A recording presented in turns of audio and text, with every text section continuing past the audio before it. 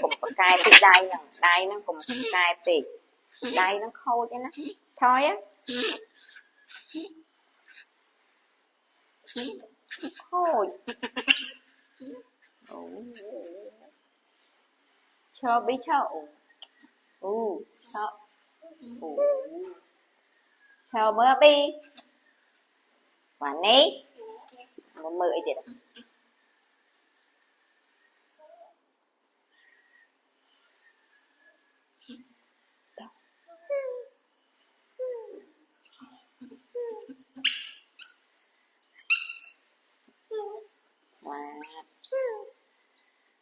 rồi khơi chị ốc nè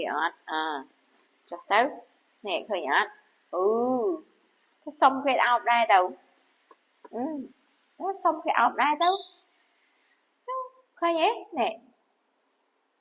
nè mơ mày ấy nè phải ôn này khơi nhé cái ốc nè nè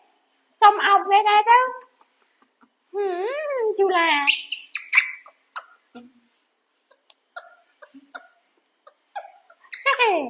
mà khăn ấy mày vẫn cái ốc này nó ai mà khăn anh hả đó chưa bảo nè nè thấy cái ốc này thấy ý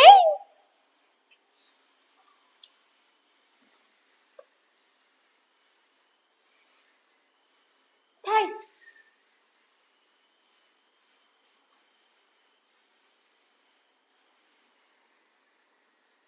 ôi chú anh bạn đang ấy phóng ôi hồn khôi chứ nó làm bằng khác cái ốc nó khăn cái mình ra rừng tại này bây giờ mà trong quay thế nè hả thế nè láng quá trốn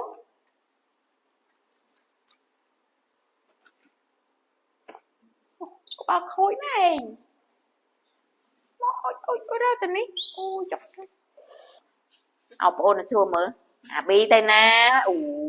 thì kệ ốc bây giờ mình em mặc quấy nè quấy chuyện mai nè chú làm nè gì mà họ quỳ lực lâu thì đắng lắm mày để cho cái lên kia là nó thì mấy cái ốc nó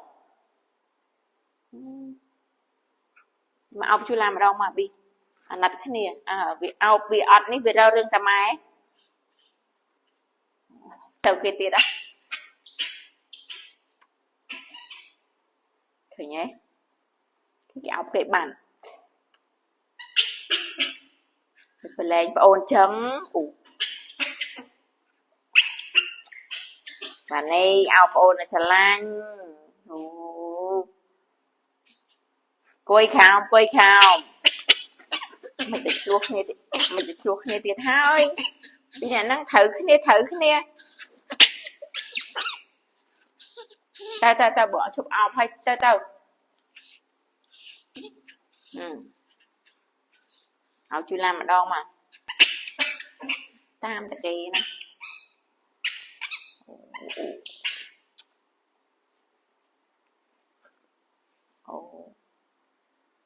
khơi nhỉ thì cái che ọt anh ọt che đó che luôn cái tạm thì các ban ọc ghê đây á thấy nhớ với má cồn và nấy luôn của ông Vinh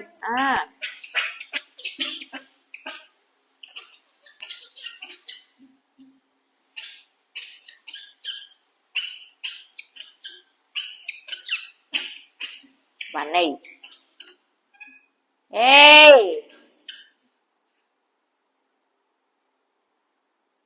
này cô sẽ cọc mời mày chụp vậy hả chụp đây mùi khe mà mày bên chẳng mà mày mà bi mà mày mau mày mình hai gà anh tê mày hai bi nó